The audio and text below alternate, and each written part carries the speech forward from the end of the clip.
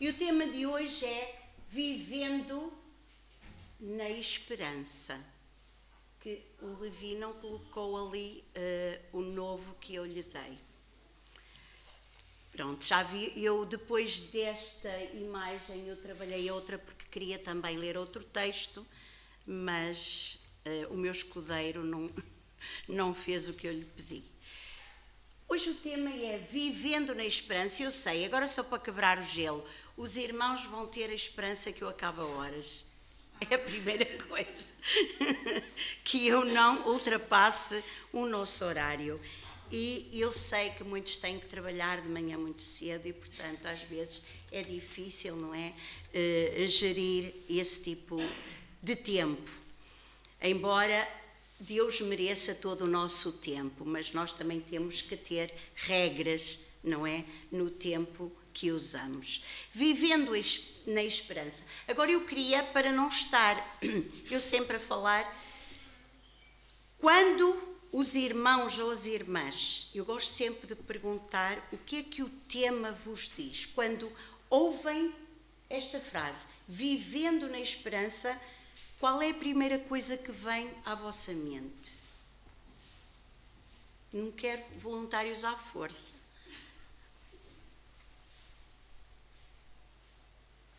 Sem voluntários à força, nem o que é que vem à tua mente? Vivendo na esperança. Vivendo na esperança. Esta frase, o que é que traz à tua mente? Assim, logo, de repente. É que sem estás a enquadrá-la só na Bíblia. Vivendo na esperança. Eu entendo nessa frase que, apesar das circunstâncias, nós precisamos olhar para aquilo que nem enxergamos, que é uma promessa, que é a esperança da glória. Obrigada. Já posso terminar e vamos agora cantar outro coro, porque ela resumiu o que é vivendo na esperança. Alguém quer partilhar mais alguma coisa sobre esta frase, vivendo na esperança? Quando eu penso nessa frase... Obrigada. Eu nunca pensei no Evangelho isento de dor, de sofrimento, de tribulações, e a prova disso é que Cristo passou por tudo isso. Quem somos nós para não passarmos?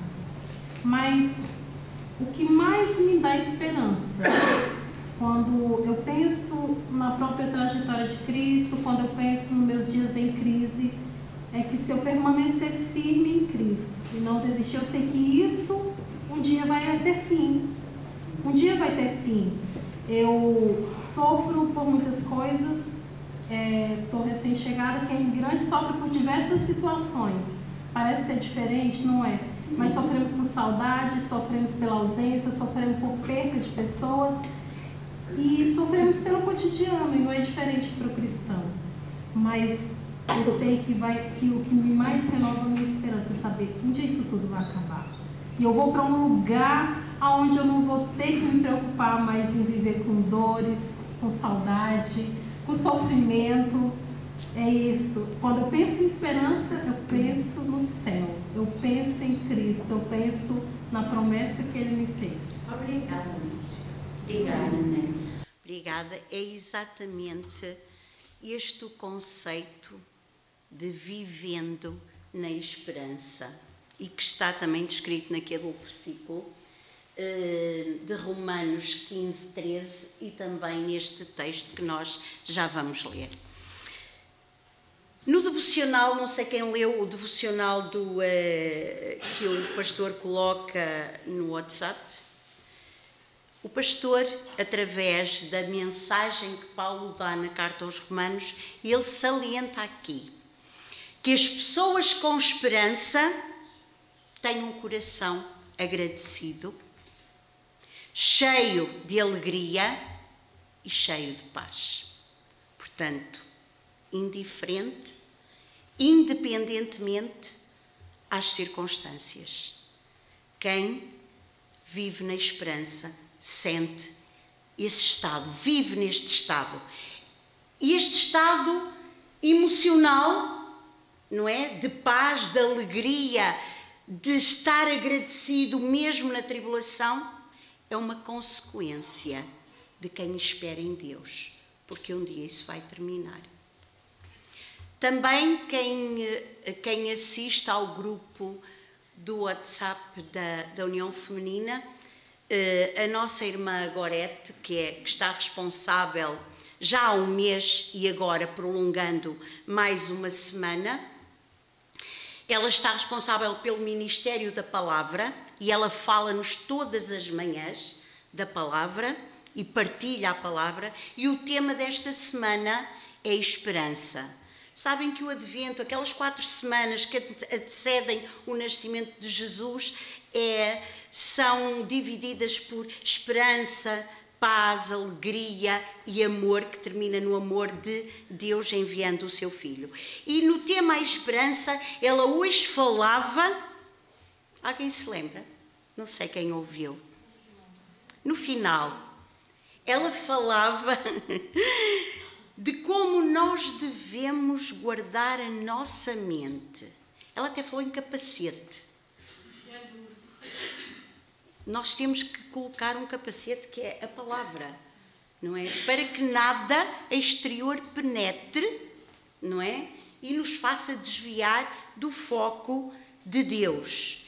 Portanto, ela falava que devemos guardar a nossa mente, meditando na palavra, e onde quer que nós nos encontremos, ou qual seja a situação que nós vivermos, nós possamos ser esperança para aqueles que nos rodeiam e também vivamos essa esperança no dia a dia, nas nossas vidas. Ela partilhou isso connosco hoje. Apesar... Ela comparou o que o capacete faz em relação à segurança, trazer segurança, e que esse capacete fosse um capacete espiritual. Espiritual. Que te protege a tua mente das coisas, das diversidades. Então é uma comparação que ela fez. A comparação que ela fez. E que, quando se mergulha na palavra, quando usamos essa proteção, nós podemos vivenciar vidas de esperança para aqueles que estão perto de nós e nas nossas vidas, nas nossas lutas, no dia a dia. Portanto, nós poderíamos... Não vou perguntar nada a ti. Porque nós poderíamos quase que dizer: a esperança é ter a convicção da realidade de algo que se espera. Portanto, o que é esperança? É nós estarmos convictos que é real, como a Macione falou, aquilo que nos espera. Não é uma coisa que ouvimos falar, não é uma suposição. Se nós temos esta esperança, nós temos a convicção que é real, as promessas que Deus faz para a nossa vida. Portanto, no dicionário, e também acho que no grego, não vou estar aqui a falar em gregos e hebraicos porque não sei traduzir, mas quer dizer a mesma coisa, o significado é o mesmo. Esperança significa confiança, expectativa e perspectiva. Mas a esperança na Bíblia, porque nós no nosso cotidiano podemos ter esperança em muitas coisas, não é? Ter um emprego melhor, ter uma situação financeira melhor, estamos sempre com a esperança que coisas boas aconteçam na nossa vida cotidiana. Só que essas coisas são falíveis e nem sempre se concretizam, não é? E então, isto é o que significa, no aspecto secular, no mundo, o que muitas vezes é esperança para nós. Estamos sempre na esperança de ter um salário melhor, estamos na esperança que as guerras acabem, estamos na esperança que acabe a corrupção, estamos na esperança que acabe a injustiça. Só que essas coisas muitas vezes estão nas mãos humanas e tudo que está nas mãos humanas falha. E então na Bíblia, como já mencionou também a Marcione, o que é esta esperança? E no seu uso teológico, esta esperança traduz-se numa confiança no sobrenatural. E essa confiança nos textos bíblicos está diretamente relacionada com quem? Com Deus. Não é com os homens, é com Deus. Esta confiança, esta esperança bíblica, traduzida teologicamente, reside no sobrenatural, em Deus, que não falha.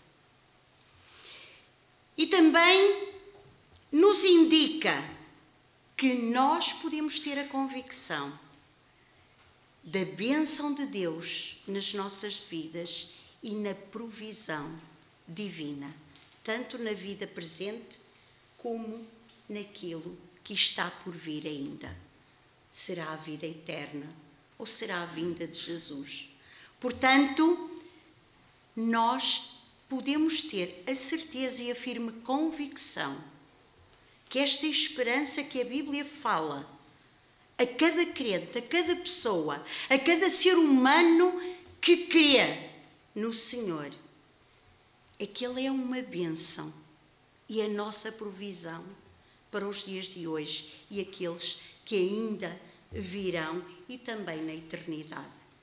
Podemos também lembrar que esta esperança não é, na Bíblia, relata-nos, por exemplo, uma esperança vivida pelo povo de Israel. O que é que o povo de Israel, durante muito tempo, os profetas falavam, o que é que o povo de Israel esperou tantos anos? O Messias prometido, o libertador. Embora quando ele veio, o povo não tivesse entendido, porque eles queriam um libertador do jugo romano e não aceitaram um libertador da escravidão do pecado. Mas essas promessas foram feitas e foram cumpridas. Temos também a esperança da salvação que foi concretizada em quem? Em Jesus Cristo, com a morte e a ressurreição, que trouxe a salvação para todos nós. Uma esperança que nós crentes hoje temos na vida eterna e na segunda vinda de Cristo. E é essa esperança que deve mover a nossa vida, a nossa caminhada como crentes. Então, nós sabemos que desde os primórdios das Escrituras, no início do Velho Testamento, a esperança é retratada como uma acentuada confiança em Deus, uma profunda confiança em Deus. E se nós recuamos no tempo, a palavra de Deus está cheia de relatos, de exemplos de esperança, de convicção da ação de Deus na vida de tantos homens e mulheres. Desde o início do Velho Testamento, Deus agiu, prometeu, e estas pessoas tiveram a convicção plena de que Deus iria cumprir, apesar das diversidades. Eu só trouxe 3 exemplos. Noé, construindo a arca, ele reflete aqui a esperança na promessa divina diante de quê? De um iminente dilúvio. Ele confiou na promessa de que Deus iria salvar e a sua família. Ele acreditou nas promessas, apesar da zombaria ao longo dos anos a que ele foi sujeito por todas as pessoas, chamando-o de louco. Mas isso não o desviou de acreditar com convicção na promessa de Deus. Abraão, a esperança na promessa da sua descendência. Abraão teve uma esperança inabalável na promessa divina de que ele se iria tornar uma grande nação. E isso aconteceu. E os relatos bíblicos nos mostram isso. Apesar da idade avançada e das adversidades, coisas que não correram sempre bem, vividas por Abraão, ele manteve uma esperança convicta nas promessas de Deus, quando tudo indicava que já estava fora de tempo muitas coisas, mas Deus cumpriu a sua promessa e Abraão acreditou. José,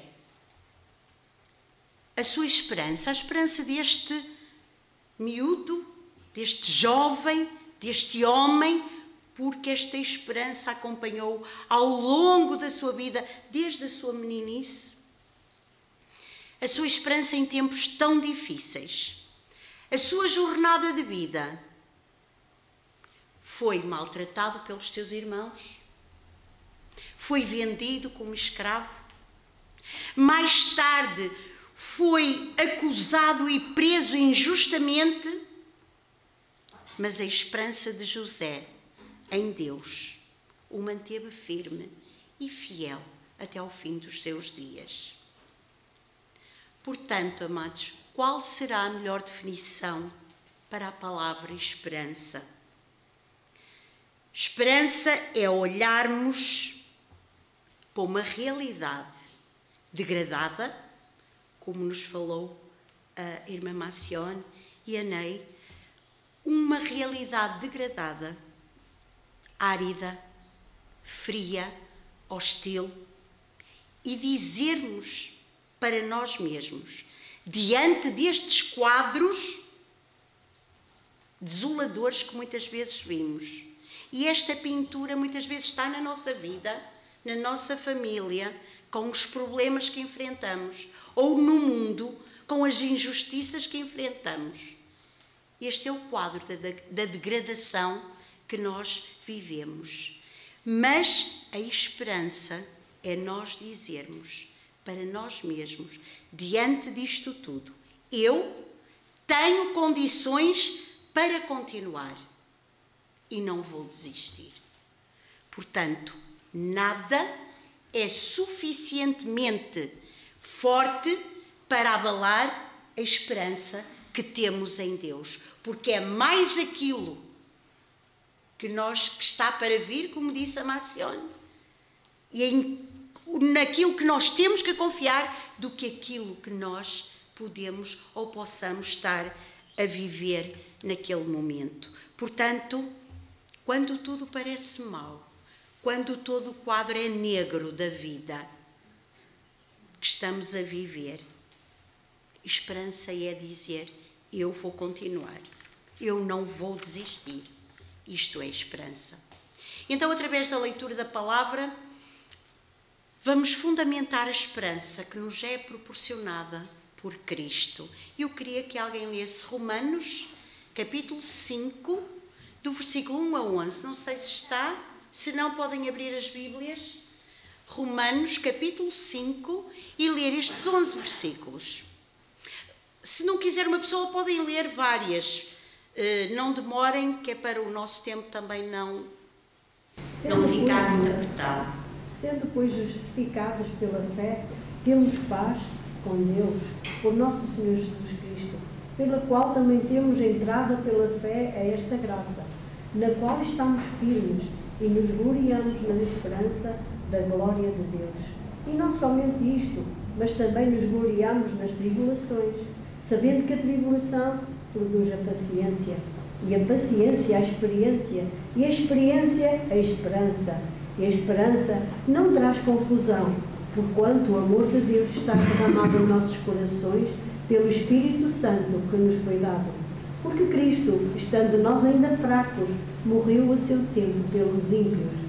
Porque apenas alguém morrerá por um justo, pois poderá ser que pelo bom alguém ouse morrer.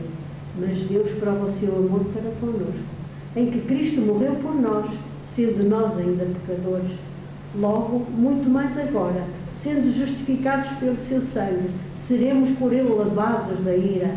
Porque se nós, sendo inimigos, fomos reconciliados com Deus pela morte do seu Filho, muito mais, estando já reconciliados, seremos salvos pela sua vida.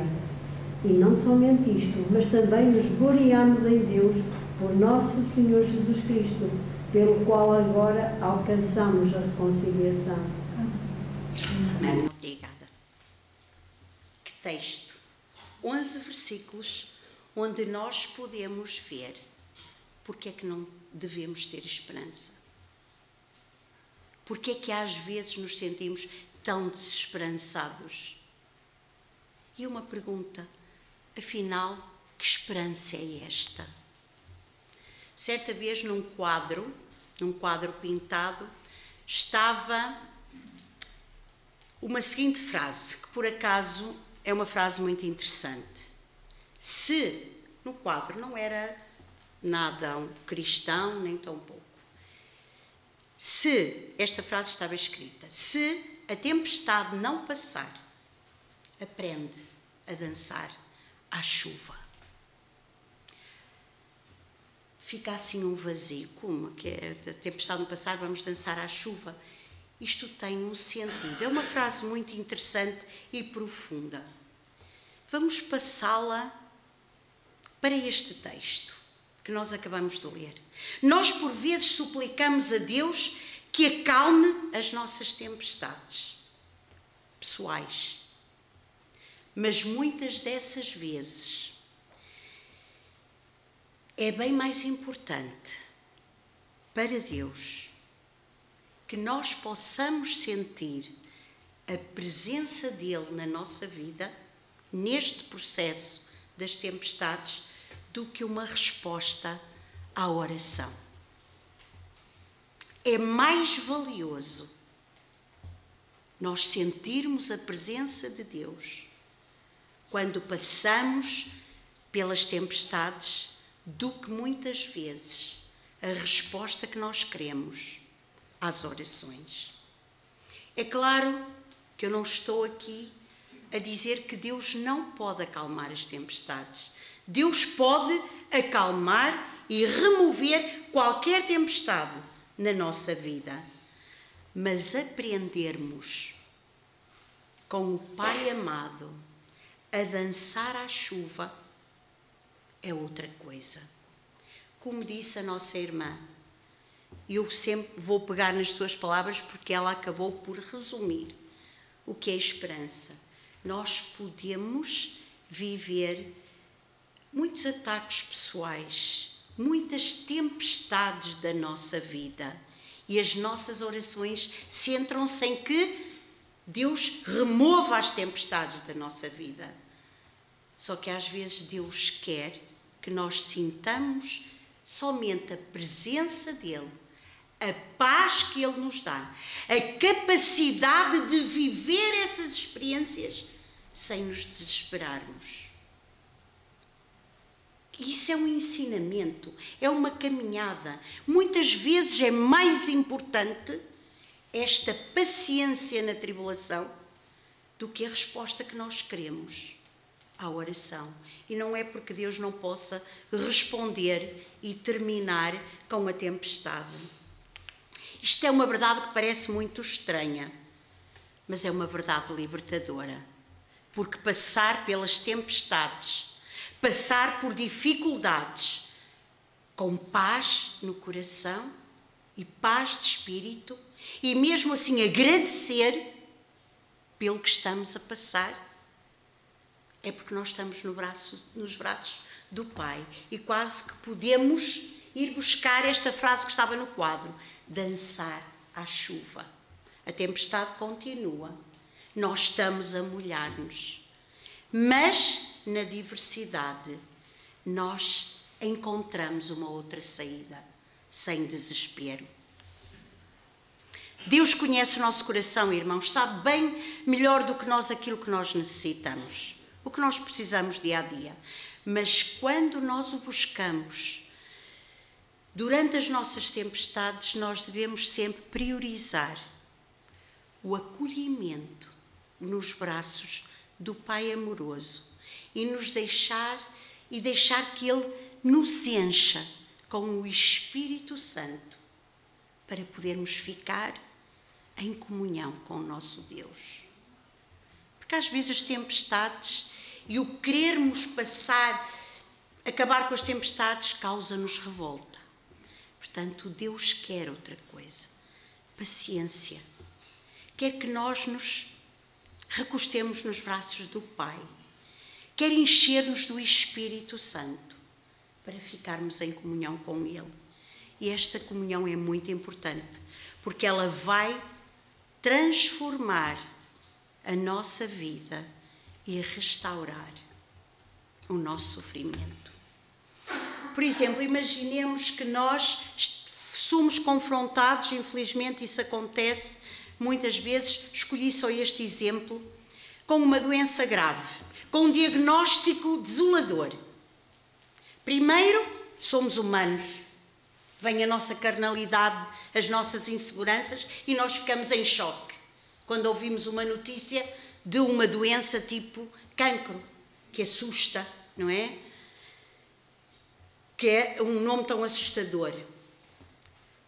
Primeiro ficamos desolados, ficamos em choque e depois passamos por vários estágios de esperança.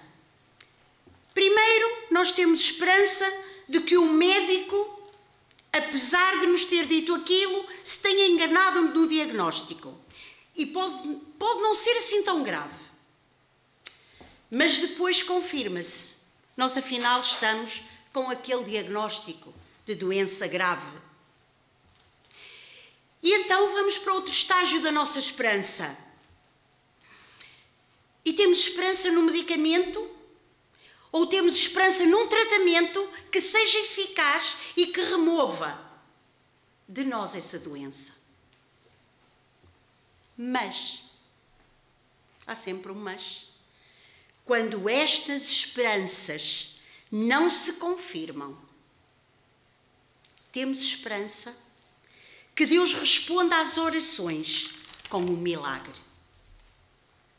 No entanto, irmãos, há uma diferença entre ficar à espera, na ansiedade, que algo aconteça, ou viver na esperança, porque algo já aconteceu.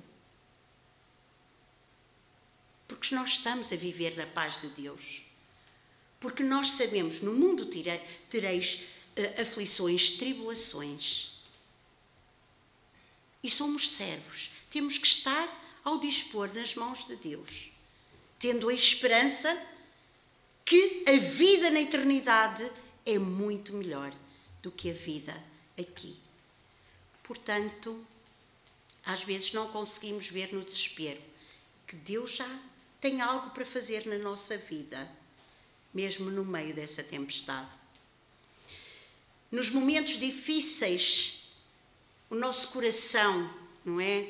Fica apertado e clama a Deus que nos dê um chão inabalável, onde nós possamos pisar, sentir pés firmes, não é? Não ficarmos ansiosos e sem chão, que às vezes essa é uma frase que se usa muito. Fiquei sem chão. Então nós desejamos ter um chão inabalável e pedimos a Deus. Mas é através da palavra do Senhor que Ele nos responde. A tua esperança é Cristo. Ela não traz confusão, nem ansiedade. Não desilude, nem fica aquém da tua expectativa. Que esperança é esta, irmãos? Neste capítulo e nestes 11 versículos que nós lemos, está resumida de forma compacta e magnífica todo o Evangelho, frase após frase. De quem vem esta boa nova? Vem de Deus. Vem de Jesus Cristo e do Espírito Santo. Para quem é esta boa nova? É para o fraco? Para o pecador? É para o ímpio? De que é que trata esta boa nova? Trata-se do amor de Deus. A palavra, do amor de Deus, da morte e vida, da justificação e da reconciliação com o nosso Deus. O que é que esta boa nova, ou a palavra, nos traz, nos concede concede-nos paz, glória, a esperança e a salvação. Como é que podemos não ter esperança? Como é que podemos viver tribulações, sabendo que na palavra temos esta promessa? Deus muitas vezes responde nas tribulações. A tua esperança é Cristo. Para concluir, eu quero lembrar uma frase, também não é bíblica, mas é forte e verdadeira. Eu sei que muitos, principalmente talvez os brasileiros, já tenham ouvido, sei que os pastores usam muito, até dizem como chavão nas suas pregações, esta frase de um dramaturgo tcheco que se chamava Václav Havel. Pronto, vocês não vão pedir a identificação dele se eu me enganei, mas é Václav Havel, que foi um catalisador na altura da independência tchecoslováquia, mas isto é só um apêndice histórico. E este dramaturgo falou uma vez uma frase muito forte sobre a esperança. Provavelmente vocês se vão lembrar se já a ouviram. A esperança é a força que me move para lutar, dizia ele. Não porque vai dar certo, mas porque vale a pena. Nem sempre na nossa vida, como crentes, as tribulações, nós saímos vitoriosos delas. Mas vale a pena termos esperança. Este homem não falou nada que estivesse na Bíblia, mas efetivamente sobre a esperança. Esta é uma frase motivadora. É a força que me move. E qual é a força que nos move? O mais importante é não perder a força que nos move para lutar. E essa força chamada esperança vem de quem? Vem do nosso Deus, que nos motiva a ir em frente. É uma força que nos motiva a olhar para um quadro caótico, seja no mundo, seja na nossa vida pessoal, e dizer: eu não vou desistir. Deus é maior em mim. A promessa é maior do que aquilo que eu estou a viver. Eu não vou parar e eu não vou desistir. Porque a esperança é não desistir ou deixar de acreditar diante das dificuldades. Portanto, irmãos, para mesmo concluir, nas nossas adversidades e lutas, são os momentos em que Cristo mais se revela ao nosso coração, em amor e em poder. Aceitemos todos os momentos em que o Senhor nos convida a dançar nas tempestades. Ele conduz os nossos passos, muitas vezes hesitantes. Ele nos ensina os ritmos da vida, mesmo quando a coreografia é complicada. E Ele permanece ao nosso lado e nos lembra a razão pela qual nós estamos a dançar. A razão é Ele. Esperança da glória que nos está reservada. Em Colossenses 1:27. E que jamais nos desiludirá em Romanos 5:5. Eu quero terminar com o nosso versículo do tema, em Romanos 5:13. O Deus da esperança vos encha de todo o gozo e paz na vossa crença, para que abundeis na esperança pelo poder do Espírito Santo. Deus abençoe cada irmão e irmã nesta noite.